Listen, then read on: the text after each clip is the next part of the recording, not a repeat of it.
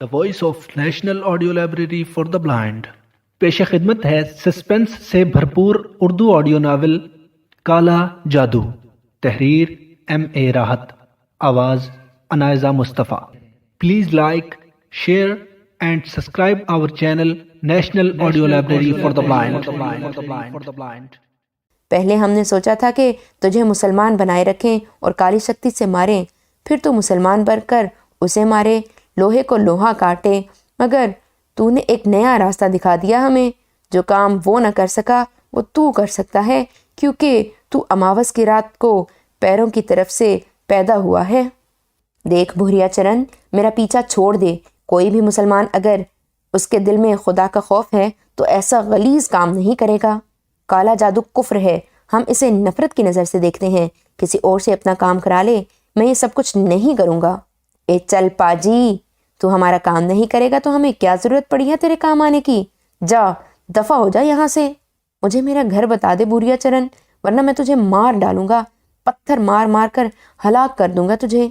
میں نے زچ ہو کر روتے ہوئے کہا اور ایک بڑا سا پتھر اٹھا کر اس پر کھینچ مارا، مگر پتھر اس کے بدن سے گزر کر دور جا گرا۔ پھر جتنے پتھر آس پاس پڑے تھے میں نے اٹھا اٹھا کر اس پر مارنے لگا، مگر سارے پتھر اس میں سے گزر گئے اور وہ ہنستا رہا۔ اب ہمارا کھیل دیکھ، وہ بولا۔ یہ ہے تیرا گھر، ہے نا؟ اس نے کہا اور منظر بدل گیا۔ میں نے اپنا گھر دیکھا، اپنی بہن کو دیکھا، وہ گھر کے صحن میں بیٹھی ہوئی تھی۔ اور یہ رہے ہم، اس نے کہا۔ میں نے بھوریا چرن کو دیکھا جو اچانک میری بہن کے سامنے پہنچا تھا اور وہ اسے دیکھ کر دہشت سے کھڑی ہو گئی تھی۔ میں نے دیکھا کہ اس نے میری بہن کو دبوچ کر اس کا منہ کھولا اور اس کی زبان چھری سے کاٹ دی۔ اس نے مزاحمت کی تو اس نے چھری اس کے ہاتھوں پر ماری، اس کے ہاتھوں کی انگلیاں کٹ گئیں۔ میری بہن کے منہ سے اکرام پھوٹ پھوٹ کر رونے لگا اور اچانک میرے ذہن میں چھناکا سا ہوا۔ کٹی ہوئی انگلیاں، کٹی ہوئی زبان۔ میں ایسی ایک شخصیت کا شناسہ تھا، صرف شناسہ ہی نہیں تھا بلکہ زندگی سے نفرت کرنے کے باوجود، کائنات کی ہر خوشی سے دور جانے کے باوجود وہ میرے دل کی گہرائیوں میں اتر گئی تھی۔ وہ ہر سانس کے ساتھ میرے دل میں کسکتی تھی۔ ماں باپ، بہن بھائی سے جدائی ہی میرے لیے کیا کم تھی کہ وہ میری زندگی میں ایک اور دکھ بن گئی تھی۔ مجھے متنبہ کیا گیا تھا، مجھے اس کی طرف بڑھنے سے روکا گیا تھا، مجھے احساس دلایا گیا تھا کہ خود کو سنبھالوں، اور میں نے سینے پر پتھر رکھا تھا، لیکن مشکل لگ رہا تھا۔ ہاں، بڑا مشکل لگ رہا تھا۔ اکرام کے منہ سے یہ سن کر ضبط کے بندھن ٹوٹ گئے تھے۔ اکرام نے بمشکل خود کو سنبھالا اور بولا، یہ سب کچھ دیکھ کر میرا دل ٹکڑے ٹکڑے ہو گیا۔ مجھے اندازہ ہو گیا تھا کہ میں اس کا کچھ نہیں بگاڑ سکتا، وہ بہت بڑا جادوگر ہے۔ میں نے آنکھیں بند کر لیں اور وہ مکرو آواز میں ہنس پڑا۔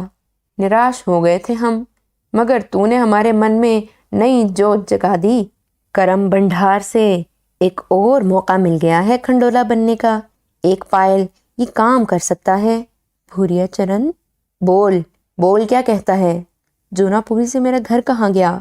گھر کہاں جا سکتا ہے باولے، بس تجھے نہیں ملے گا، چاہے جیون بھر کوشش کرتا رہ۔ اور وہ جو میں نے دیکھا کیسا لگا؟ کیا وہ سچ تھا؟ کیا سچ ہے کیا جھوٹ، ایسے تو نہیں پتہ لگتا۔ بالک ہے، سچ ہے بھی اور نہیں بھی۔ اگر ہے تو نہیں میں بدل سکتا ہے، اور نہیں ہے تو ہے میں ڈھل سکتا ہے۔ جیسے تو جہاں تھا وہاں نہیں ہے، اور جہاں نہیں تھا وہاں ہے۔ اصل بات یہ ہے کہ کیا لینا ہے اور کیا دینا ہے۔ میں تیری باتیں سمجھ نہیں سکتا بھوریا چرن۔ ہائے، یہی تو رونا ہے۔ بھاگ پھوٹے تو کس نسل کے ہاتھوں میں، مگر کوئی کیا کرے۔ کالی شکتی اپنا دھرم کھونے سے نہیں مل جاتی۔ کھنڈولا بننے کے لیے کسی مہمان دھرمی کے دوار بھرشٹ کرنے پڑتے ہیں، کسی کا دھرم چھیننا پڑتا ہے۔ خود یہ کام کر سکتے تو 1000 بار کر لیتے۔ پاپیو، یہ کام تمہارا ہے۔ ارے سنسار میں اربوں ایسے ہیں جو ٹکے ٹکے کے لیے دھرم بیچتے پھرتے ہیں، مگر مجھے تو ملے سب سسرے ایک ہی جیسے۔ میں اب بھی کچھ نہیں سمجھا بھوریا چرن۔ اپنے چاروں طرف دیکھ۔ کیا ہے؟ ارے دیکھ تو، کھوپڑی مت گھما ہماری، وہ جھلا کر بولا، اور میں نے ادھر ادھر نظریں دوڑائی۔ ہاں، یہ شمشان گھاٹ تھا، اور نہ وہ جگہ جہاں میں اس کے ساتھ کھڑا تھا، یہ کوئی اور ہی جگہ تھی۔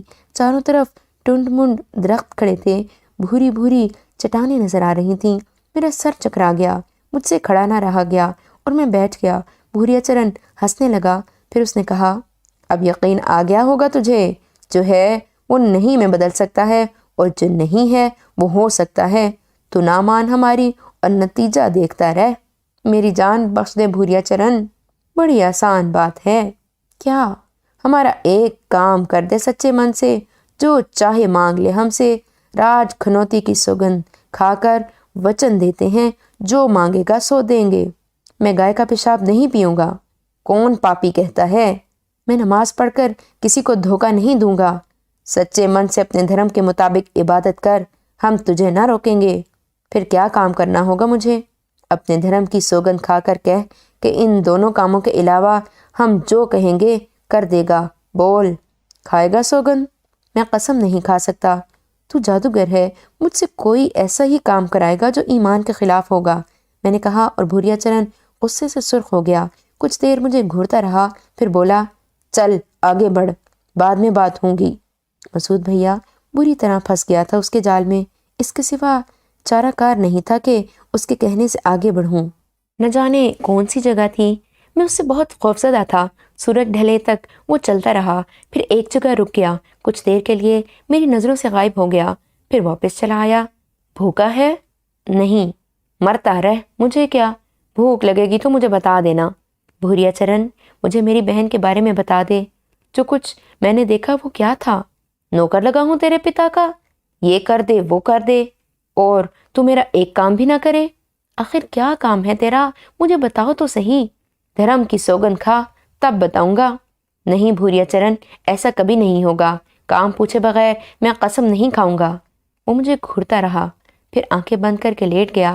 کچھ دیر کے بعد اٹھا اور بولا، صبح کو ہم یہاں سے چلیں گے۔ آگے ایک بستی ہے شاہ گڑھی، وہاں ملنگ شاہ کا مزار ہے۔ تجھے ایک چیز ملنگ شاہ کے دوار پہنچانی ہے۔ شاہ گڑھی کے بابا ملنگ شاہ کے بارے میں نے بہت کچھ سنا تھا۔ بڑے پہنچے ہوئے بزرگ تھے، بڑی کرامات ان کے نام سے منسوب تھی۔ میں نے حیرت سے اسے دیکھتے ہوئے کہا، کیا چیز ہے وہ؟ ارے بس، ہمارا دھرم دوسرا ہے، ان کا دوسرا، مگر ہم بھی انہیں کچھ بھیٹ دینا چاہتے ہیں۔ تو پھر بری بات ہے بالکا، انسان کے اندر اتنی کھوج نہیں ہونی چاہیے ہر بات میں۔ کیا؟ پھر کیوں؟ ارے تیرا فائدہ ہی ہوگا۔ ہم کہہ چکے ہیں کہ ہمارا کام کر دیا تو سمجھ لے کہ پار لگ گیا۔ ہم گندے ہیں، تیرا دھرم اور ہے، ان کا اور۔ ہم گندے لوگ ایسی جگہ کب جا سکتے ہیں؟ تو مسلمان ہے، تیرے لیے یہ کام مشکل نہیں ہوگا، ہمارے منوکامنا پوری ہو جائے گی۔ وہ کیا چیز ہے بھوریا چرن، اور مجھے کیا کرنا ہوگا؟ میں نے کسی قدر آمادہ ہوتے ہوئے کہا، اور وہ بھی ایک دم نرم ہو گیا۔ ابھی چلیں بالکا؟ تو کہے تو ابھی چلیں۔ تو تھکا ہوا نہ ہو تو ایسا کریو، ہم شاہ گڑھی چلتے ہیں، تو وہاں سے پہلے اپنی پیٹ پوجا کریو، اور پھر ہم تجھے بتا دیں گے وہ جگہ کہاں تجھے جہاں جانا ہے اور جو کرنا ہے۔ ارے تو تیار تو ہو، اور پھر دیکھ تماشا۔ میں نے گردن جھکا لی اور سوچ میں ڈوب گیا۔ پھر میں نے کہا، ٹھیک ہے، اگر ایسی کوئی بات ہے تو مجھے اعتراض نہیں، لیکن اب اس وقت شاہ گڑھی یہاں سے ہے کتنی دور؟ جواب میں بھوریا چرن ہنسنے لگا، پھر وہ 2 قدم آگے بڑھا اور اس نے میری کمر پر ہاتھ رکھ کر مجھے زور سے دھکا دے دیا۔ اس کی یہ حرکت میری سمجھ میں نہیں آئی تھی۔ گرتے گرتے بچا، زمین پر ہاتھ ٹکا دیے، ورنہ چہرے پر چوٹ لگ جاتی۔ میں نے پھٹی پھٹی نگاہوں سے اسے دیکھا۔ اس حرکت کا مقصد جاننا چاہتا تھا۔ اس نے خود ہی میرے بازو کو سہارا دے کر مجھے کھڑا کر دیا اور ہنستا ہوا بولا، لے آ گیا تو شاہ گڑھی، بس اتنی سی بات تھی، ایسے ہی پریشان ہو رہا تھا۔ ارے بولے، تیرے سارے کام ایسے ہی پورے ہو جائیں گے، پلک بھی نہ جھپک پائے گا اور دیکھے گا جو تیرے دل میں آیا وہ پورا ہو گیا۔ میں نے ادھر ادھر دیکھا اور سر چکرا گیا۔ کہاں تو ایک ایسا ویران علاقہ تھا جہاں کوئی انسانی وجود ہی نہیں تھا، اور کہاں اب میرے چاروں سمت آبادی نظر آ رہی تھی۔ اس بھیانک جادوگر کی بھیانک جادوگری کا تو پہلے ہی قائل ہو گیا تھا، جانتا تھا کہ بری طرح اس کے جال میں جکڑ چکا ہوں۔ بہت دور سے شاہ گڑھی کے شاہ بابا کا مزار نظر آ رہا تھا۔ یہاں اچھے خاصے لوگ ہوا کرتے تھے، کبھی آیا تو نہیں تھا اس مزار شریف پر، لیکن باپ دادا سے اس کے بارے میں بہت کچھ سنا تھا۔ بھوریا چرن نے کہا، جیب میں ہاتھ ڈال، پیسے موجود ہیں تیری جیب میں، ہم دیں گے تو برا مانے گا، جا سامنے دکانیں پھیلی ہوئی ہیں، کھا پی لے۔ بھوک واقعی لگ رہی تھی اور ذہنی طور پر بھوریا چرن سے سمجھوتا کرنے پر تیار ہو گیا تھا۔ جیب میں ہاتھ ڈال کر دیکھا تو واقعی اچھے خاصے پیسے پڑے ہوئے نظر آئے۔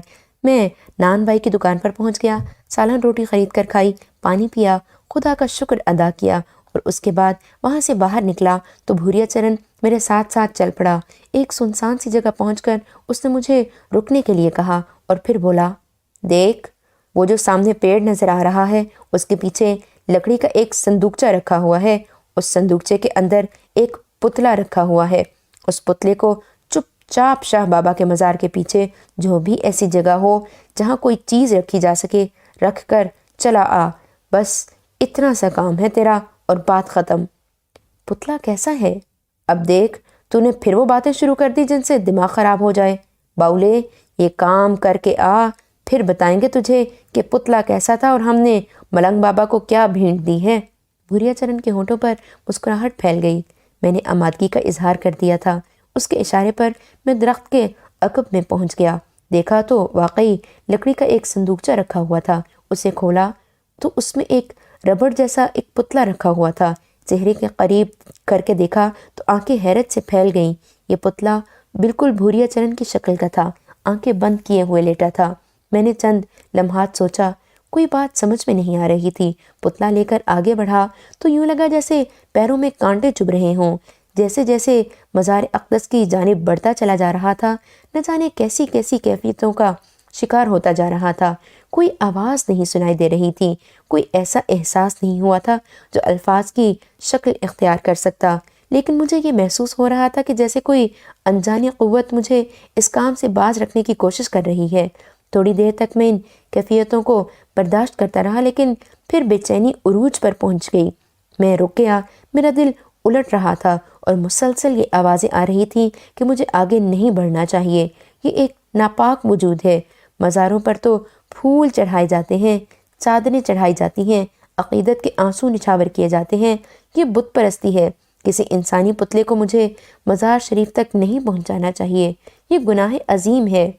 میں نے رک کر صندوقچی کھولی اور عجیب سی نظروں سے پتلے کو دیکھنے لگا۔ تبھی وہ اٹھ کر بیٹھ گیا۔ صندوقچی میں پتلا اٹھ کر بیٹھ گیا تھا اور اپنی ننھی ننھی آنکھیں ٹپ ٹپاتے ہوئے مجھے دیکھ رہا تھا۔ پھر اس کی غرائی ہوئی باریک سی آواز سنائی دی، کتے کے پلے، جو میں کہہ رہا ہوں وہ کر، یہاں تک آ گیا ہے تو اب بیکار باتوں میں نہ پھنس، ابھی آگے بڑھ پاپی، کیوں بہکاؤں میں آتا ہے؟ وہ بول رہا تھا اور میرا دل خوف و دہشت سے کانپ رہا تھا۔ اس کا مطلب یہ ہے کہ بھوریا چرن خود اس پتلے کی شکل میں موجود ہے۔ جب میں درخت کے پیچھے پہنچا تھا اور وہاں سے باہر نکلا تو وہ موجود نہیں تھا۔ یقینی طور پر وہ اس صندوقچی میں یہ شکل اختیار کر گیا تھا۔ میرے دل نے آخری فیصلہ کر لیا اور میں نے صندوقچی کو پوری قوت سے دور پھینک دیا۔ دل ہی دل میں نے فیصلہ کر لیا کہ یہ غلیظ کام نہیں کروں گا۔ کسی مزار اقدس کی بے حرمتی کسی مسلمان کے ہاتھوں ممکن نہیں ہے، اور میں اللہ کے فضل و کرم سے مسلمان ہوں۔ میرے اس عمل کا کوئی رد عمل تو نہیں ہوا۔ صندوقچی دور پڑی تھی اور کچھ نظر نہیں آ رہا تھا کہ بھوریا چرن کا کیا ہوا۔ میں وہاں سے تیزی سے بھاگا اور بھاگتا رہا، نہ جانے کہاں کہاں، نہ جانے کب تک۔ صبح ہو گئی، پھر دوپہر، تب ایک آبادی نظر آئی اور میں اس کی طرف بڑھ گیا اور آبادی میں داخل ہو گیا۔ یہاں پہنچ کر مجھے معلوم ہوا کہ یہ بٹھنڈا ہے۔ گھنی آبادی تھی مگر میرا کوئی شناسہ نہیں تھا۔ میں کسی ایسے شخص کی تلاش میں تھا جو میری مدد کر سکے، مگر بدقسمتی نے میرا دامن نہیں چھوڑا تھا۔ ایک بوڑھا سا آدمی نظر آیا اور میں نے اسے آواز دی۔ وہ رک گیا۔ بھائی صاحب، میری مدد کریں، میں ایک مجبور مسافر ہوں بھائی صاحب۔ اس شخص نے ناگواری سے مجھے دیکھا اور پھر چونک سا پڑا۔ وہ مجھے گھور گھور کر دیکھنے لگا تھا۔ اچانک وہ نرم لہجے میں بولا، کیا بات ہے؟ کیا پریشانی ہے تجھے؟ مجھے کوئی ٹھکانہ چاہیے، کچھ پیسے چاہیے، میں اپنے گھر جانا چاہتا ہوں۔ کہاں ہے تیرا گھر؟ میں نے اسے اپنے بارے میں مختصر الفاظ میں بتایا، لیکن بھوریا چرن کے بارے میں کچھ نہیں بتایا تھا۔ وہ ہمدردی سے سنتا رہا اور پھر نرم لہجے میں بولا، آ میرے ساتھ، میں اس کے ساتھ چل پڑا، لیکن آبادی میں جانے کے بجائے وہ آبادی سے باہر جانے والے راستے پر چل پڑا تھا۔ میں کسی قدر گھبرا گیا۔ سنیے بابا جی، کیا ہے؟ کہاں جا رہے ہیں آپ؟ مہاوتی کا نام سنا ہے کبھی تو نے؟ نہیں، رانی مہاوتی کا نام نہیں سنا؟ افسوس، نہیں، بہت بڑی سرکار ہے، ان کے پاس لے جا رہا ہوں۔ تیرے سارے دلدر دور ہو جائیں گے۔ تیری تقدیر اچھی ہے کہ مجھے مل گیا۔ رانی تیری ساری پریشانیاں دور کر دے گی۔ بڑی مہمان، بڑی نرم دل ہے وہ، بوڑھے نے کہا۔ میں نے ایک ٹھنڈی سانس لے کر خاموش ہو گیا۔ پھر وہ مجھے لیے ہوئے ایک عجیب سی جگہ پہنچ گیا۔ یہاں بدنما اور بدصورت پہاڑی ٹیلے بکھرے ہوئے تھے، جنگل سا پھیلا ہوا تھا، سوراخ بھی نظر آ رہے تھے۔ یہ پہاڑی غار تھی اور ایک پہاڑی غار کے دہانے سے وہ اندر داخل ہو گیا۔ مجھے بے حد خوف محسوس ہو رہا تھا، مگر مرتا کیا نہ کرتا۔ اس کے ساتھ اندر چلا گیا۔ اندر داخل ہوا تو دماغ کو شدید جھٹکا لگا۔ یہ تو ایک عظیم الشان غار تھی۔ جو جگہ باہر سے بالکل ایک ٹیلا نظر آتی تھی، وہ اندر سے اتنی کشادہ تھی کہ یقین نہ آئے۔ مجھے ایک نگاہ میں یہ بھی کوئی جادو نگری ہی معلوم ہوئی۔ غار کے بیچوں بیچ طلسم کی دیوی کالی دیوی کا ایک بھیانک مجسمہ ایستادہ تھا اور اطراف کا ماحول بے حد خوفناک تھا۔ میں نے گھبرا کر کہا، بابا صاحب، یہ کون سی جگہ ہے؟ مکتی کنڈ، بوڑھے نے مسکرا کر کہا۔ اس کی مسکراہٹ میں صاف شیطنت جھلک رہی تھی۔ میں یہاں سے جانا چاہتا ہوں۔ کیوں؟ یہ عجیب سی جگہ ہے، مجھے وحشت ہو رہی ہے۔ کالی کنڈ ہے یہ باولے، یہاں مکتی ملتی ہے، ہر پریشانی سے مکتی مل جاتی ہے یہاں۔ یہ مہاوتی نواس ہے، مگر میرا تو تھوڑا سا کام ہے، میں یہاں نہیں رک سکتا۔ مہاوتی سے نہیں ملے گا؟ کہاں ہے مہاوتی؟ وہ ہے رانیوں کی رانی، مہارانی مہاوتی۔ اس نے ایک طرف اشارہ کیا۔ ایک بڑے سے پتھر کے چبوترے پر میں نے ایک عجیب اور خوفناک چیز دیکھی۔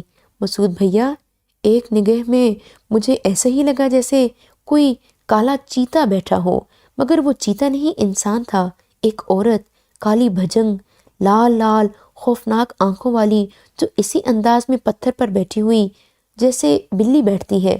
خوف سے میری چیخ نکل گئی۔ میں جانا چاہتا ہوں، میں نے وحشت سے کہا اور غار کے دھانے کی طرف چھلانگ لگا دی، مگر دھانا غائب ہو چکا تھا۔ وہاں اب سپاٹ پہاڑی دیوار نظر آ رہی تھی۔ بوڑھے شیطان کا مکروہ کہکہا غار میں گونج اٹھا۔ وہ ہنستا ہوا بولا، یہ کالی کنڈ ہے باولے، یہاں لوگ آتے ہیں جاتے نہیں، تو بھی نہیں جائے گا۔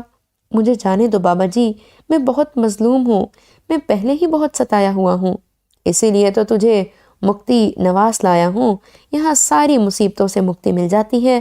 اسی وقت ایک نسوانی آواز سنائی دی، کیا بات ہے شمبھو ناتھ، کون ہے یہ؟ مصیبتوں کا مارا ہے بیچارہ، ساری مصیبتوں سے نجات مل جائے گی اسے، بالکل نجات مل جائے گی۔ وہ بھی ہنس کر بولی۔ عجیب ماحول تھا، وحشت سے دل بند ہوا جا رہا تھا، پاؤں لرز رہے تھے۔ میں زمین پر بیٹھ گیا۔ دونوں کی ہنسی میرے کانوں میں گونجی تھی اور پھر وہ دونوں غائب ہو گئے۔ ہاں مسعود بھیا، آسمان سے گر کر کھجور میں اٹک گیا تھا، باہر نہ جانے کوئی راستہ تھا کہ نہیں۔ جب تک بدن میں جان رہی راستہ تلاش کرتا رہا، پھر تھک کر بیٹھ گیا۔ غشی سی طاری ہو گئی تھی، وقت کا کوئی احساس نہ رہا تھا۔ نہ جانے کتنا وقت گزر گیا۔ ایک بار پھر وہ دونوں مجھے نظر آئے، کچھ تیاریاں کر رہے تھے۔ پھر نہ جانے کیا ہوا، میں نے گردن اٹھا کر دیکھا تو وہاں بھوریا چرن موجود تھا۔ عورت کے اور اس کے درمیان باتیں ہو رہی تھیں۔ بھوریا چرن عورت کو بتا رہا تھا کہ میں اس کا مفرور قیدی ہوں۔ پھر وہ مجھے اس غار سے نکال لایا اور میں تیورایا ہوا اس کے ساتھ چل پڑا۔ کہانی بے حد طویل ہے مسعود بھیا۔ وہ مجھے کئی مزاروں پر لے گیا، اس نے مجھے اسی مکروہ عمل پر مجبور کیا۔ اب اس نے ایک اور اذیت دینا شروع کر دی تھی مجھے۔ میں کہیں بھی ہوتا، جو ہی سورج چھپتا، نہ جانے کہاں سے پیلے رنگ کی بے شمار مکڑیاں آ جاتی اور میرے بدن سے چمٹ جاتی۔ ہاں، ان کے زہریلے ڈنگ میرے بدن میں آگ روشن کر دیتے۔ وہ مجھے کاٹتی، میرا خون چوستی اور میں اذیت سے دیوانہ ہو جاتا۔ بھوریا چرن کہتا، سوگند کھا کتے، سوگند کھا، میرا کام کر دے گا۔ مگر میرا دل نہیں چاہتا تھا۔ وہ مجھے لیے مارا مارا پھرتا رہا اور ایک دن اس اذیت کے سامنے میں نے سر جھکا دیا۔ میں نے کہا، بھوریا چرن، میں تمہارا کام کر دوں گا، مگر میں کیا کروں؟ میں نے اس وقت مزار پاک کی طرف قدم بڑھائے تو میرا دل الٹنے لگا تھا۔ سوگند کھا لے، سب ٹھیک ہو جائے گا، اور میں نے قسم کھا لی۔ میں نے اس سے وعدہ کیا کہ اب میں اس کا کام کر دوں گا۔ ایک مسلمان کا وعدہ ہے یہ؟ بھوریا چرن نے پوچھا۔ ہاں، میں نے جواب دیا۔ پگلے، بلا وجہ اتنی مصیبت اٹھائی؟ وہ نرمی سے بولا۔ اب بتا میں کیا کروں؟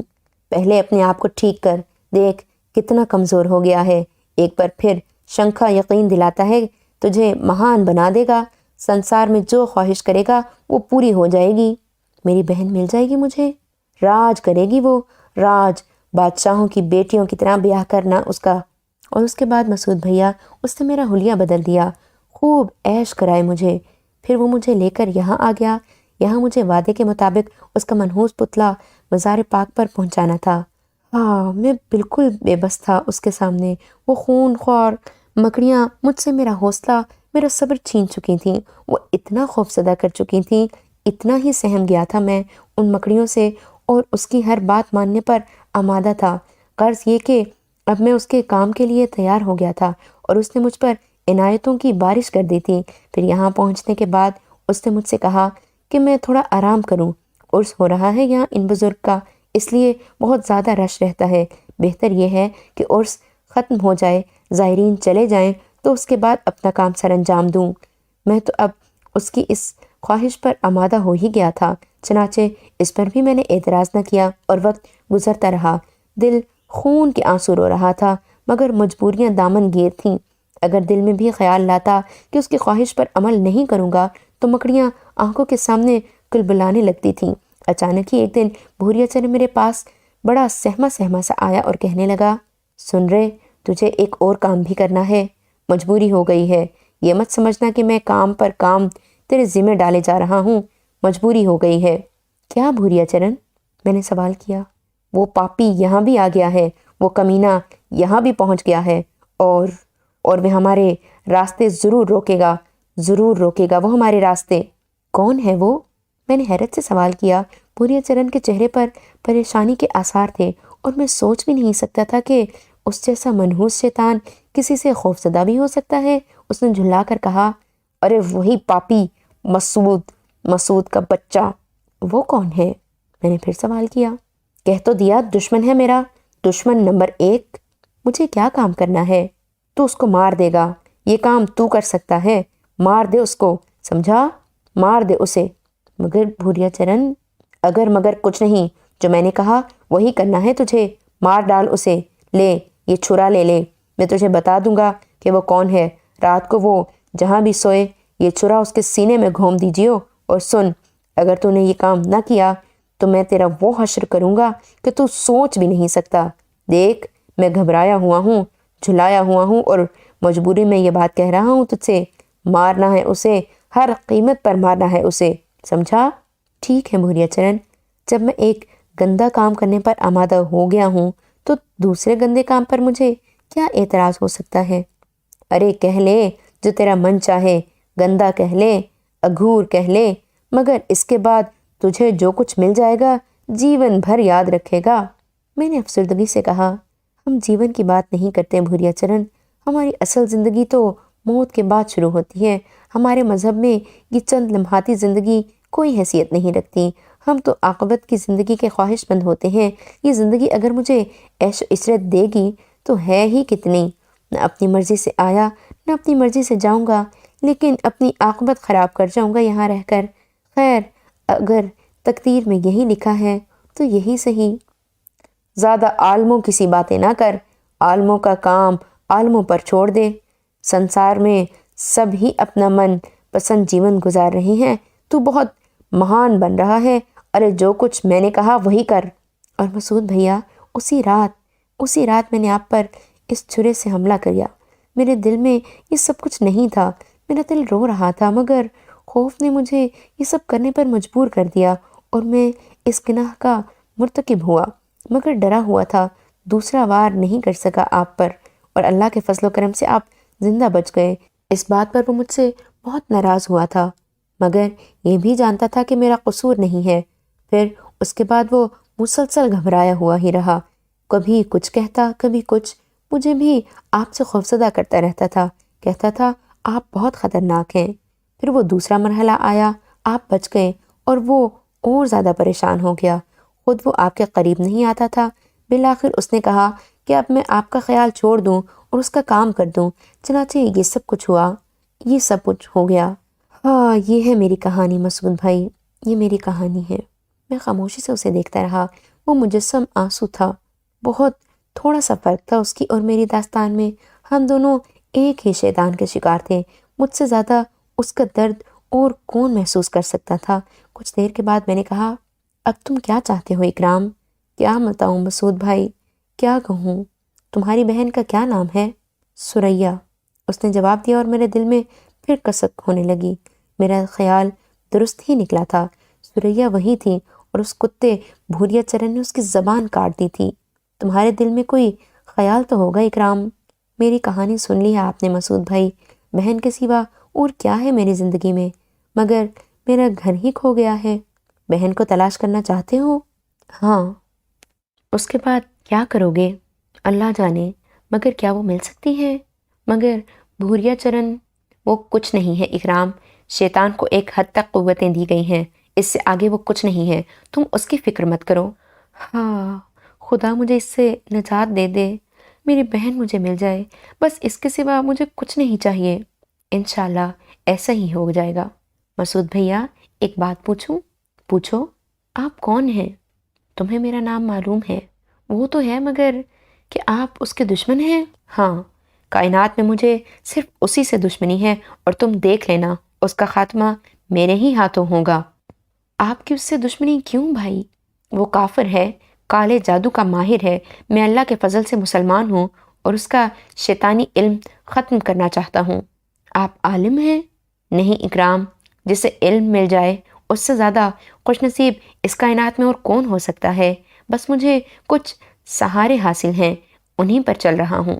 وہ آپ سے ڈرتا ہے، بہت ڈرتا ہے وہ آپ سے، آپ کے سائے سے بھی بھاگتا ہے، مگر اب وہ میری طاق میں رہے گا، مجھے نہیں چھوڑے گا وہ۔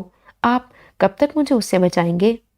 پہلے بھی تم سے کہہ چکا ہوں اکرام، تحفظ کرنے والی ذات اللہ کی ہے، وہی سب کا محافظ ہے، انشاءاللہ وہ تمہیں اس سے شر سے محفوظ رکھے گا۔ وہ کبھی کامیاب نہیں ہوگا، دنیا ایک شیطان کے وجود سے پاک رہے گی۔ نماز پڑھتے ہو؟ نہیں۔ آج سے شروع کر دو، دن میں 5 مرتبہ تم اللہ کے حضور حاضری دو گے اور اس شیطان کو اس کا احساس رہے گا، پھر وہ تمہارا قریب آنے سے کترائے گا۔ مجھے آپ کی رہنمائی چاہیے۔ اللہ تمہاری رہنمائی کرے، میں نے کہا۔ اس کے بعد میں نے اسے آرام کرنے کے لیے کہا تھا، مگر اکرام خوف سے ساری رات نہیں سویا تھا۔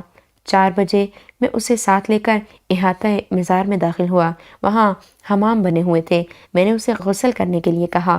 غسل سے فراغت ہوئی ہی تھی کہ فجر کی اذان ہوئی اور اس کے بعد وہاں موجود نمازی نماز پڑھنے کھڑے ہو گئے، ہم دونوں بھی صف میں شامل ہو گئے تھے۔ نماز سے فراغت کرنے کے بعد میں اسے ساتھ لے کر مزار شریف سے باہر آ گیا۔ عرس اختتام کو پہنچ رہا تھا، زائرین کی واپسی شروع ہو گئی اور کافی لوگ کم ہو گئے تھے۔ اس وقت کی نسبت جب میں یہاں آیا تھا، میں نے ابھی تک اپنے بارے میں کوئی فیصلہ نہیں کیا تھا۔ یہاں آنے کا مقصد ایک حد تک میرے علم میں آ چکا تھا، جو واقعات پیش آئے تھے ان کے تحت یہی سوچ سکتا تھا کہ مزار پاک کی بے حرمتی سے روکنے کے لیے مجھے یہاں بھیجا گیا ہے، لیکن ابھی تک واپسی کا کوئی اشارہ نہیں ہوا تھا اور میرے لیے کسی بھی شکل میں یہ ممکن نہیں تھا کہ میں واپس چل پڑوں۔ جہاں تک ثریا کے تصور کا تعلق تھا تو اس وقت میں اپنی تمام دعاؤں میں اس دعا کو اولیت دیتا تھا کہ میرے دل و دماغ سے اس کا تصور مٹ جائے۔ میں تو خود ہواؤں کا مسافر تھا، قدم نہ زمین پر تھے اور نہ آسمان پر، بس خلا میں کٹی ہوئی پتنگ کی مانند ڈول رہا تھا، کہیں بھی گر سکتا تھا۔ ذرا سی لغزش ایک بار پھر مجھے پستیوں کے انہی گڑھوں میں دھکیل سکتی تھی جن میں گرنے کی اب سخت باقی نہیں رہی تھی۔ بیچارہ اکرام میری ہی طرح مصیبت کا شکار تھا، مگر میں اسے کیا بتاتا کہ میں کیسی کیسی مصیبتوں سے گزر چکا ہوں۔ اسے تو ان کے عشر عشیر کا سامنا بھی نہیں کرنا پڑا، لیکن خدا کا شکر تھا کہ اس نے ہی مجھے یہ قوت بخشی تھی کہ میں اب تک زندگی سے لڑ رہا تھا۔ جیب میں ہاتھ ڈال کر اپنا وظیفہ تلاش کیا تو یہ دیکھ کر آنکھیں حیرت و خوشی سے پھٹی کی پھٹی رہ گئیں کہ آج 4 روپے کی جگہ میری جیب سے 8 روپے برآمد ہوئے تھے۔ اس احساس سے دل سرشار ہو گیا کہ میرے اقدام کو برا نہیں تصور کیا گیا اور ازراہ کرم مجھے اکرام کا وظیفہ بھی عطا کر دیا گیا تھا۔ دل بڑھ گیا، گویا میرا عمل ناپسندیدہ نہیں رہا۔ ایک جگہ اکرام کے ساتھ بیٹھ کر ناشتہ کیا اور ناشتے سے فراغت ہوئی تھی کہ عرس کے خاتمے کا اعلان ہونے لگا۔ سجادہ نشین نے زائرین کو واپسی کی اجازت دے دی تھی اور عرس کی تقریبات مکمل ہونے کا اعلان کیا تھا۔ اس کا مقصد تھا کہ اب میری بھی واپسی ہو جائے۔ اکرام کو ساتھ رہنے کی اجازت ان 8 روپے کی موجودگی سے مل گئی تھی، چنانچہ اکرام نے ہی مجھ سے سوال کیا تھا، مسعود بھائی اب کیا کریں گے ہم؟ تم کیا چاہتے ہو؟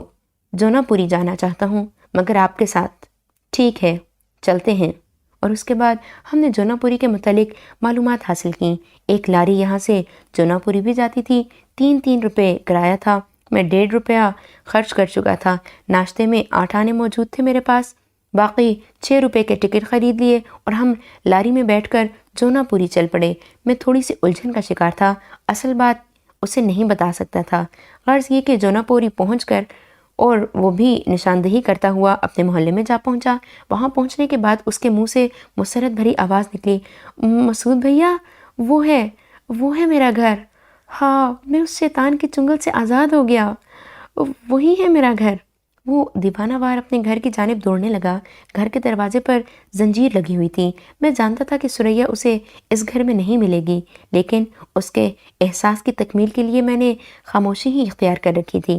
زنجیر کھول کر وہ دیوانہ وار اندر گھس گیا اور زور زور سے بہن کی آواز دینے لگا۔ میں دروازے پر ہی کھڑا تھا۔ کچھ لوگ آ گئے۔ اس کی آوازیں سن کر انہی میں ایک معمر بزرگ نے اندر داخل ہو کر اسے پکارا، اکرام، اکرام آ گیا تو؟ کہاں غائب ہو گیا تھا دیوانے؟ کہاں چلا گیا تھا بہن کو چھوڑ کر؟ چچا، ثریا کہاں ہے؟ ثریا کہاں ہے چچا؟ اکرام نے دیوانہ وار پوچھا اور معمر شخص کی گردن جھک گئی۔ اکرام پھر چیخا، چچا میں اسے آپ کے حوالے کر کے گیا تھا، کہاں چلی گئی وہ کہاں ہے؟ معمر شخص نے آہستہ سے کہا، مجھے افسوس ہے اکرام، ہم اس کی حفاظت نہیں کر سکے۔ کیا کہہ رہے ہیں آپ چچا؟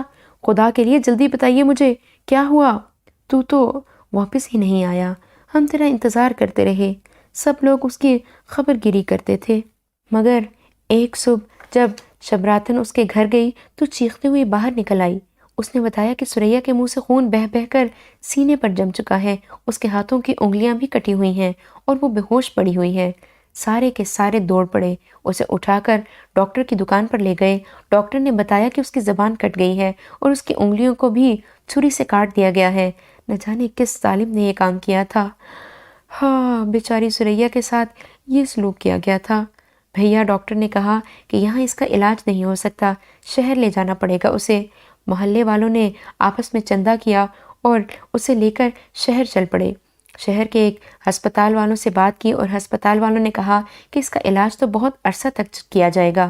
بھیا سچی بات ہے کہ ہم بھی غریب لوگ تھے، تو نے تو واپس مڑ کر ہی نہیں دیکھا، جب تک ہو سکا اس کی خبر گیری کرتے رہے۔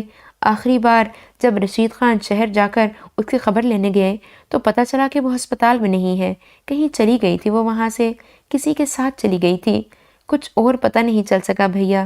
بس یہ ہے بیچاری ثریا کی کہانی۔ اکرام پھوٹ پھوٹ کر رونے لگا تھا، ایسا بلک بلک کر رو رہا تھا کہ دیکھنے والوں کی آنکھوں سے بھی آنسو روا ہو رہے تھے۔ بہت سے لوگ سسکیاں لے رہے تھے اور میں خاموش ایک کونے میں کھڑا اسے دیکھ رہا تھا۔ بات کی کہانی میرے علم میں تھی اور میں اپنے آپ سے سوال کر رہا تھا کہ اب مجھے کیا کرنا چاہیے۔ میں سوچوں میں گم رہا اور اکرام دل کی بھڑاس نکالتا رہا۔ محلے والے ہمدردی ظاہر کر رہے تھے مگر اکرام کو قرار نہیں تھا۔ میں نے ان لوگوں سے کہا کہ وہ آرام کریں، میں اکرام کو سنبھال لوں گا۔ ایک ایک کر کے لوگ چلے گئے۔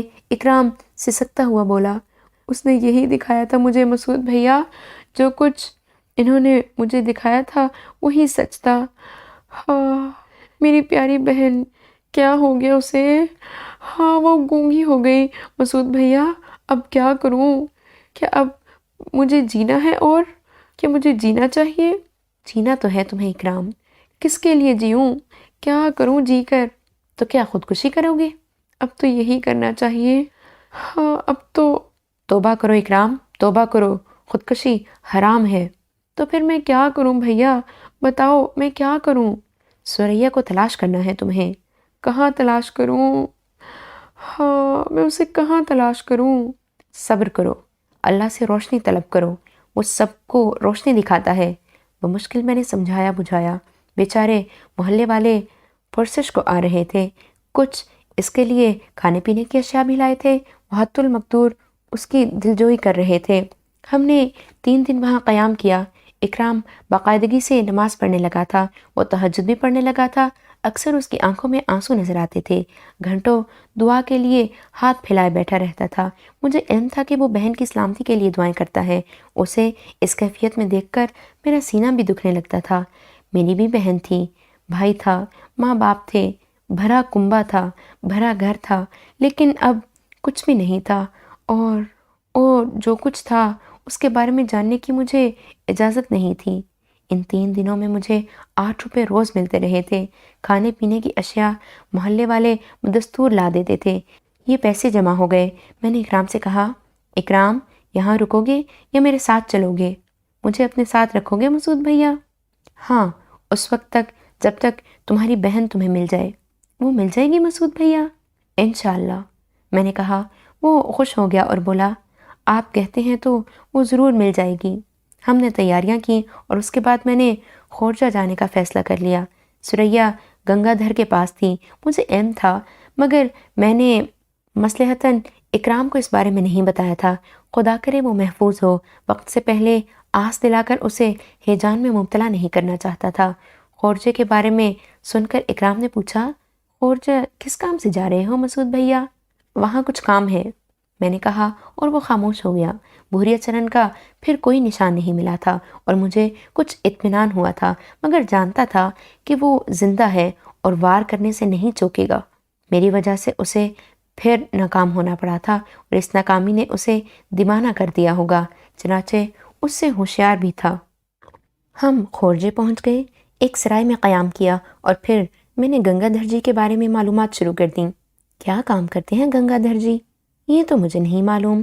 ان کی بیٹی رکمنی ڈاکٹر ہے اور بیٹا خورجے چھوٹی سی جگہ تو نہیں ہے، کچھ عطا پتہ ہوتا تو، مگر کوئی عطا پتہ نہیں تھا میرے پاس۔ بڑی غلطی ہو گئی تھی، ان سے پتہ تو پوچھ لیتا، مگر اس وقت احساسات مختلف تھے۔ ان سے کوئی تعلق نہیں رکھنا چاہتا تھا کیونکہ سریا ان کے پاس تھی اور مجھے سرزنش کی گئی تھی۔ کیا پتہ تھا کہ اسے اس طرح سے تلاش کرنا پڑے گا۔ واقعی خورجے چھوٹا نہیں تھا۔ ہم گنگا دھر جی کو تلاش کرتے پھرے، کہیں سے پتہ نہیں چل رہا تھا۔ میری نگاہیں سڑکوں پر چلتے ان لوگوں کا جائزہ لے رہی تھیں، مگر نہ دھرما نہ رام جی کوئی بھی نظر نہیں آیا تھا۔ اب کیا کروں؟ کیا کرنا چاہیے؟ کوئی بہت ضروری کام تھا اس سے؟ اکرام نے پوچھا۔ ہاں، اس شام میں خورجے کے ایک تنگ بازار سے گزر رہا تھا کہ کسی نے شانے پر ہاتھ رکھ دیا اور ایک آواز ابھری، اماں، تم یہاں کہاں؟ چونک کر پیچھے دیکھا، پہچان لیا، کمال الدین پہلوان تھے۔ بابا شاہ جہاں کے بازار پر انہوں نے مجھ پر 2 احسان کیے تھے۔ اماں، پہچانا ہمیں یا نہیں میاں صاحب؟ وہ بابا جی کے مزار پر۔ یہ تو وہی لونڈا ہے جس نے تم پر وار کیے تھے۔ اس بار کمال پہلوان نے اکرام کو دیکھ کر کہا۔ میں نے کمال پہلوان کو سلام کیا اور کہا، کیوں نہیں پہلوان صاحب، پہچان لیا میں نے۔ اماں، خورجہ کب آئے؟ 3-4 دن ہو گئے۔ اور ہمارے پاس نہیں آئے؟ اماں، قسم اللہ کی، حد ہو گئی بے مروتی کی، اور یہ بات سمجھ میں نہیں آئی پیارے، دشمن کو گلے لگائے پھر رہے ہو کیوں؟ دوستوں کو سب گلے لگاتے ہیں پہلوان صاحب، مزہ دشمنوں کو گلے لگانے میں ہے، میں مسکرا کر بولا۔ ہائے ہائے ہائے، لاکھ روپے کی بات کہہ دی ایمان کی قسم، میاں اللہ والوں کے درجے کو کون پہنچ سکتا ہے؟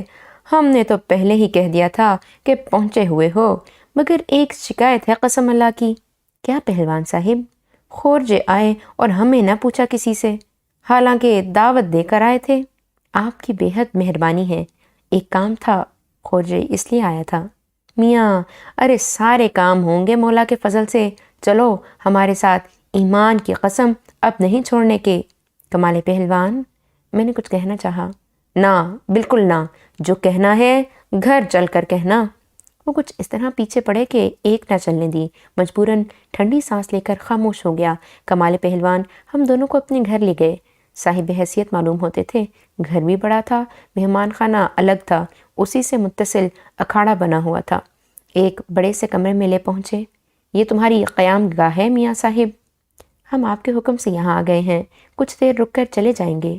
میاں، بڑی مشہور کہاوت ہے کہ مہمان آئے اپنی مرضی سے ہے، جائے کمال پہلوان کی مرضی سے ہے۔ اب تو تم سے بڑی برکتیں سمیٹنی ہیں میاں صاحب، چھری تلے دم لو۔ تم تو ایسے بھاگے جا رہے ہو جیسے بجار پیچھے لگا ہو۔ ہمارا سامان سرائی میں ہے، چمن خان آتے ہوں گے، اٹھا لائیں گے۔ سرائی کا مالک دے دے گا؟ کمال پہلوان کا نام لیں گے چمن خان۔ میاں صاحب، آپ کی دعا سے اللہ نے بڑی بنا رکھی ہے۔ غرض کمال پہلوان کسی طور پر آمادہ نہ ہوئے، مجبوراً ہتھیار ڈالنے پڑے۔ جگہ بہت عمدہ تھی۔ کمال پہلوان سرائے کا نام پوچھ کر نکل گئے۔ اکرام خاموش تھا۔ کچھ دیر کے بعد وہ چائے کے ساتھ واپس آئے، لیکن ساتھ میں اتنا کچھ لائے تھے کہ دیکھ کر آنکھیں پھیل گئیں۔ 3 سینیاں بھری ہوئی تھیں جن میں مٹھائی، پھل اور نہ جانے کیا کیا تھا۔ ارے یہ آپ نے کیا کیا؟ اماں مولا قسم، ہم نے کچھ نہیں کیا، اللہ نے تمہارے لیے بھجوایا ہے۔ وہ ایک لونڈے نے شاگردی کی ہے، بڑے آدمی کا لونڈا ہے، وہی سب کچھ لایا ہے، کرم ہے مولا کا۔ اس کے بعد کمال پہلوان کا اصرار کہ سب کچھ کھائیں، ناک میں دم کر دیا۔ نہ کھانے سے ناراض ہونے لگے، ناک تک ٹھونسنا پڑا۔ چمن میاں سرائے سے سامان اٹھا لائے۔ بدقسمتی سے رات ہو گئی۔ بدقسمتی سے اس لیے کہ پھر کھانے کا وقت آ گیا تھا۔ کمال پہلوان کھانے کے دیوانے تھے اور کھلانے کے شوقین۔ ان کا خیال تھا کہ تکلف کر رہے ہیں، نہ جانے کس طرح پیچھا چھوٹا۔ رات کو نومولود کو اٹھا لائے۔ میاں صاحب، دم درود کر دو، تم اللہ والے ہو۔ میں گنہگار بندہ ہوں کمال پہلوان، غلط فہمی میں نہ پڑو۔ سب پتہ ہے مولا قسم ہمارے کو، جو دشمنوں کو گلے لگا لے وہ کیا ہو سکتا ہے۔ آہا ہا ہا ہا، کیا لاکھ روپے کی بات کہہ دی تم نے میاں صاحب۔ یہ مرحلہ بھی گزر گیا اور پھر دوسری صبح ان سے مدعائے دل کہا، یہاں ہمیں ایک صاحب کی تلاش ہے پہلوان صاحب۔ نام بولو۔ گنگا دھر ہے اس کا نام، بیٹے کا نام ماتر ہے، میں نے بتایا۔ سمجھ گئے۔ ویسے ایک بات کہیں میاں صاحب، خورجے میں کوئی 50 گنگا دھر ہوں گے، مگر ہم اس لیے سمجھ گئے کہ بابا جی کے مستانے وہی گنگا دھر ہیں جن کا نام تم لے رہے ہو، شاہجہاں کے مزار پر ملے تھے۔ ہاں، بس اسی لیے سمجھ لیا ہم نے۔ کیا کام ہے ان سے؟ ملنا ہے، دوپہر کا کھانا کھا کر چلیں گے، ابھی کچھ لونڈوں کو زور کرانا ہے، بس پتہ بتا دیں۔ جلدی ہے؟ ہاں، شکور کو بھیج دیں تمہارے ساتھ۔ کون شکور؟ شاگرد ہے اپنا میاں صاحب، بڑے کام کا لونڈا ہے، کھٹیا کھلی اور کلا جنگ تو ایسے مارتا ہے کہ پلک نہ جھپکے۔ وہ پتہ جانتا ہے، سمجھا دیں گے اسے۔ عنایت ہوگی آپ کی۔ کمال پہلوان نے اپنے کلا جنگ کے ماہر شاگرد کو بلایا اور بولا، شکور چند، ذرا میاں صاحب کو گنگا دھر کے گھر لے جا۔ دیکھ، چھیپی کی نگلیا دیکھی ہے نا؟ ہاں استاد، اس کے پیچھے دھنیا رام کا کوٹھا ہے، برابر کا گھر گنگا دھر جی کا ہے۔ وہ ڈاکٹر نہیں کہتا ہوں؟ شکورے نے پوچھا۔ بس بس وہی، کمال پہلوان نے کہا اور شکورہ تیار ہو گیا۔ میں نے اکرام کو ساتھ لینا مناسب نہیں سمجھا تھا۔ وہ کسی قدر پریشانی سے بولا، کتنی دیر میں آپ کی واپسی ہوگی مسعود بھائی؟ اور تو کوئی پریشانی نہیں، بس پہلوان صاحب کھلا کھلا کر ہلاک کر دیں گے، آپ دیکھ رہے ہیں۔ بس رات کو چند گھنٹے مل گئے تھے، ورنہ ہر تھوڑی دیر کے بعد کچھ نہ کچھ آ رہا تھا۔ ناشتے ہی نے حلیہ خراب کر دیا ہے۔ میں ہنسنے لگا۔ میں نے وعدہ کیا کہ زیادہ دیر نہیں لگاؤں گا، بس دل نے کہا کہ اسے ساتھ نہ لے جاؤں، خدا جانے کیا صورتحال پیش آئے۔ ہاں، وہاں سے روانہ ہو کر جب کافی دور نکل آیا تو دل کئی بار بری طرح دھڑکا۔ میں نے استغفار پڑھی، خود کو سمجھایا، دل کو سمجھایا، بیکار ہے، اسے دل میں بسانا بیکار ہے۔ میں انسان ہوں ہی کہاں، میں تو بس ایک گناہ ہوں۔ زندگی کی جتنی سانسیں باقی ہیں بس کفارہ ہیں، صرف کفارہ، اس سے زیادہ کچھ نہیں۔ سریا کے بارے میں گنگا دھر جی کو بتا دوں گا کہ وہ کون ہے، بس ضروری باتیں بتا دوں گا، تفصیل کی کیا ضرورت ہے۔ کہہ دوں گا کہ اس کا بھائی موجود ہے، یہ بھی کہوں گا کہ ان بیچاروں کو کہیں رکھوا دیں، بلکہ اس کے لیے کمال الدین پہلوان زیادہ موزوں ہیں، ان دونوں کی ذمہ داری ان کے سپرد کر دی جائے، یا اگر اکرام کچھ اور پسند کرے تو پھر اسے اس کی مرضی پر چھوڑ دیا جائے۔ ظاہر ہے انہیں ساتھ لیے پھروں گا کہاں، اور پھر مناسب بھی نہیں ہو سکتا، بھٹکتا رہوں گا۔ راستہ انہی سوچوں میں گزر گیا۔ اسی وقت چونکا جب کسی نے قریب آ کر کہا، ارے تم بھیا تم؟ میں نے چونک کر دیکھا، رام جی تھے۔ انہوں نے مجھے پہچان لیا۔ ارے رام جی، چولہے میں گئے رام جی، ہم تمہارے کون ہیں؟ ناراض ہو رام جی؟ واہ رے، ٹانگیں سجوا دی ہماری، سارا دن تلاش رہی تمہاری، دھرما الگ ہم الگ، کم پریشان کیا گنگا جی نے؟ اوہ وہاں تو اور کیا، ہم جائیں یا ہمارے ساتھ چلو گے؟ شکورے نے پوچھا۔ تم جانا چاہو تو چلے جاؤ رام جی، کمال پہلوان کو جانتے ہو؟ لو، انہیں کون نہ جانے، گھر کا پتہ ہے ان کا؟ پتہ ہے، بس ٹھیک ہے شکور، تم جاؤ میں آ جاؤں گا۔ شکور کو روانہ کر کے میں نے رام جی سے کہا، اب شکایتیں کیے جاؤ گے یا گنگا دھر کے پاس لے جاؤ گے؟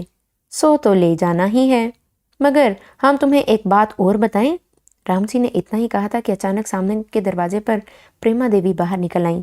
رام جی کو آواز دینا چاہتی تھیں کہ مجھے دیکھ کر رک گئیں، پھر تیزی سے آگے بڑھیں اور مجھے بغور دیکھ کر بولیں، ارے تم یہاں بھی آ گئے؟ جان چھوڑ دو ہماری بھیا، بھر پائے سب سے۔ انہوں نے ہاتھ جوڑ کر ماتھے سے لگاتے ہوئے کہا، گنگا جی سے مل کر چلا جاؤں گا چاچی جی۔ پھر چلے گئے تم، ضرور چلے گئے۔ ارے بھیا، مصیبتوں میں پھنسے ہوئے ہیں ہم، شمع کر دو ہمیں۔ مالکن، مالک سنیں گے تو ناراض ہوں گے، اندر لے چلیں انہیں، میری بھی موت آ جائے گی۔ رام جی نے کہا، لے جا، بس آ گئی شامت، آؤ۔ وہ برا سا منہ بنا کر بولیں اور میں رام جی اور پریما دیوی کے ساتھ چل کر اندر داخل ہو گیا۔ گنگا در ایک مسہری پر لیٹے حقہ پی رہے تھے۔ مجھے دیکھ کر ان کی حالت بھی خراب ہو گئی تھی۔ کھلے منہ میں نہ جانے کیسے حقے کی نہ اٹکی رہ گئی، پھر وہ زور سے اچھل کر سیدھے ہو گئے، آنکھیں پھٹی ہوئی تھیں، مجھ پر جمی ہوئی تھیں، پھر بڑے غصے سے حقے کی نہ منہ سے نکالی اور سنبھل کر بولے، تم یہاں کیسے آ گئے میاں جی؟ گنگا جی، میں مسعود ہوں۔ ارے تو ہم باولے ہو گئے ہیں، اندھے ہو گئے ہیں کیا کہ تمہاری شکل بھی نہ پہچانے؟ ارے ہمارا تمہارا واسطہ کیا، مل گئے تھے راستے میں، رشتے ناتے تو نہیں تھے، وہ تو انسانی ہمدردی تھی جو تم نے سمیٹی اور اس کے بعد کہے سنے بنا رفو چکر ہو گئے۔ بھیا، میل جول تو وہاں ہوتا ہے جہاں کوئی رشتہ ناتا ہو، یہاں تو دھرم بھی ایک نہیں ہے، پھر یہاں کیسے آ گئے تم؟ اگر آپ میرے کہے سنے بغیر چلے جانے پر ناراض ہیں گنگا دھر جی، تو خدا کے لیے مجھے معاف کر دیجئے۔ آپ لوگوں سے کچھ اتنا پیار ہو گیا تھا وہاں کے جدا ہوتے ہوئے دل دکھ رہا تھا، بس میں نے سوچا کہ آپ مجھے وہاں سے اپنے ساتھ لے جانے کے لیے کہیں گے، میں جا نہیں سکتا تھا، بس اسی الجھن کا شکار ہو کر خاموشی سے آپ سے دور ہو گیا۔ ارے کتنے پریشان رہے تھے ہم تمہارے لیے، یہ تو سوچا ہوتا انسان سے ملتا ہے، کون کسی کو روک سکتا ہے بھیا؟ نہ دھرم نہ ناتا، زیادہ سے زیادہ یہی کہہ دیتے کہ خورج آؤ تو ہم سے مل لینا، پیار ہی ہو جاتا انسان کو انسان سے، مگر تمہیں نہیں ہوا بھیا۔ اب کیسے آ گئے ہو یہاں گنگا دھر کے پاس؟ گنگا دھر جی، بڑی عجیب سی کہانی ہے، آپ کی ناراضگی کو دل سے مانتا ہوں، مگر آپ یقین کیجئے میرا آپ سے دور ہو جانا ہی مناسب تھا۔ کیا آپ کو یہ اندازہ نہیں ہے کہ وہاں آپ کے ساتھ جو کچھ بھی ہوا میری ہی وجہ سے ہوا؟ وہ سادھو میرا دشمن ہے، میری وجہ سے اس نے آپ کو وہاں سے واپس جانے کے لیے کہا تھا، کیونکہ آپ مجھ سے ہمدردی کر رہے تھے۔ وہ اسی کا ہرکارا تھا گنگا دھر جی جس نے مجھ پر حملہ کیا تھا۔ میں نے اس رات کے واقعات کے بعد یہی سوچا کہ آپ سے دور ہو جاؤں، کہیں آپ کسی مصیبت کا شکار نہ ہو جائیں۔ تمہاری کیا دشمنی تھی اس سے؟ ارے وہ تو اس بیچاری بچی کا دشمن تھا، لے گیا پاپی اسے، بھگوان کا ناس کرے، سادھو نہیں تھا بھیا وہ تو ایک جادوگر تھا، مہا پاپی، گندا، گھوری، چھی۔ گنگا دھر جی نے زمین پر تھوک دیا، مگر ان کے الفاظ نے مجھے ششدر کر دیا تھا۔ لے گیا؟ کیسے؟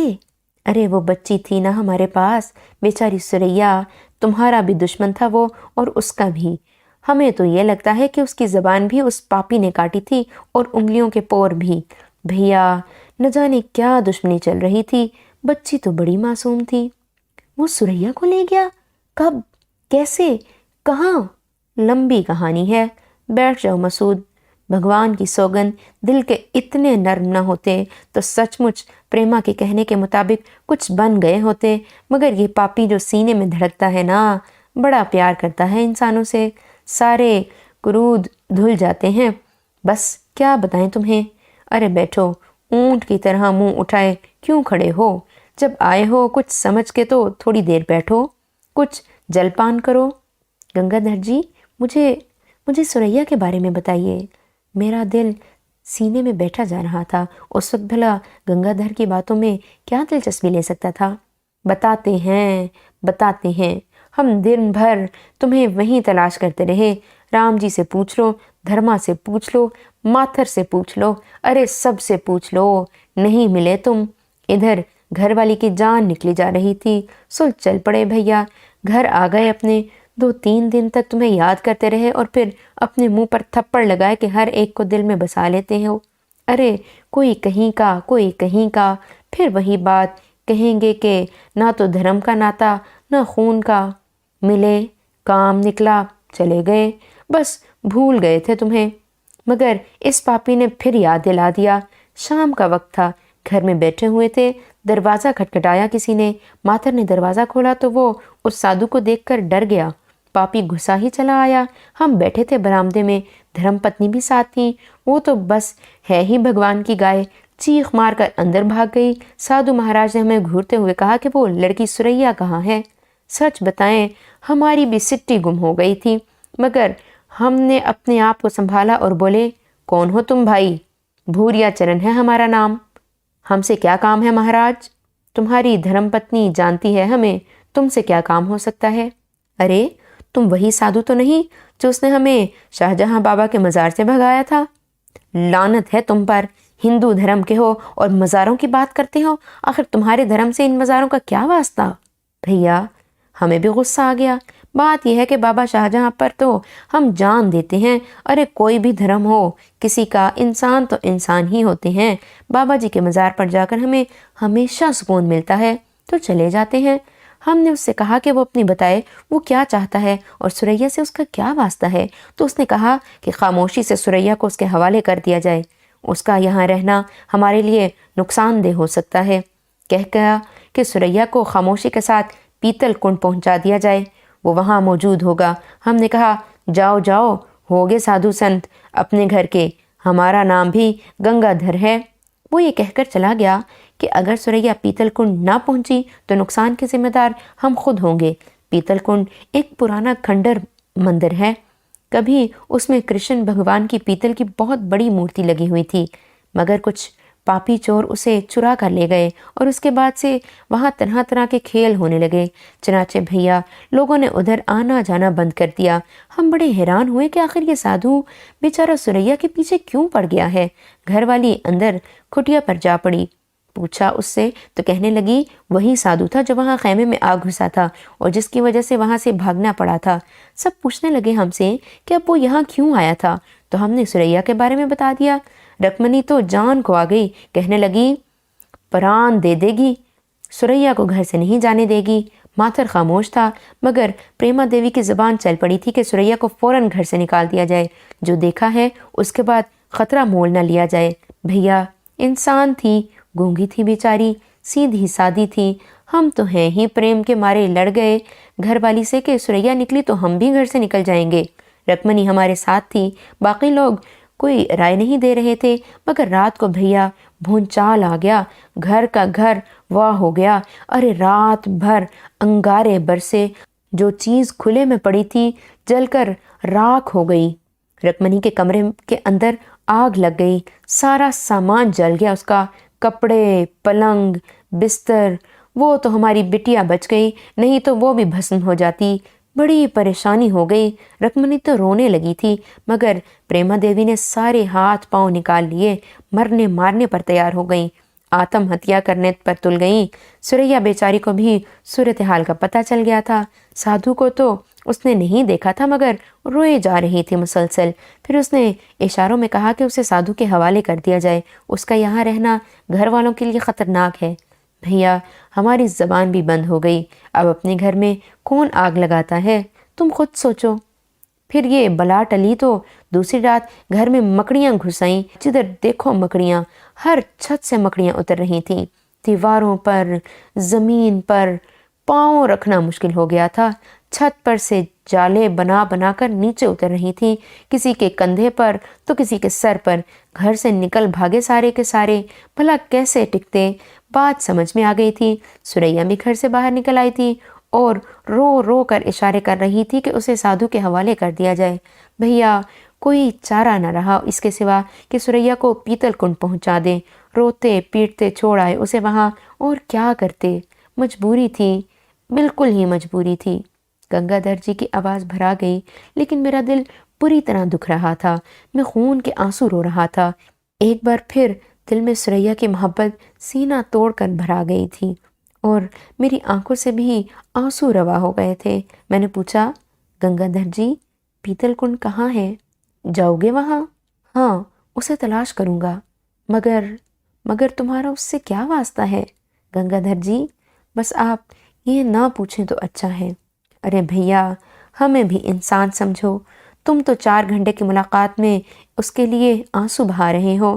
ہم سے پوچھو، رکمنی سے پوچھو جو بیمار پڑی ہوئی ہے، بستر سے لگ گئی ہے اس کے غم میں۔ پریما بھی خوش تھوڑی ہے اسے نکال کر، پریم سے رکھا ہوا تھا بیٹیوں کی طرح۔ مگر کیا کریں، اپنے گھر پر جب مصیبت ٹوٹے تو کچھ نہ کچھ تو کرنا ہی پڑتا ہے۔ گنگا دھر جی دکھ سے بولے۔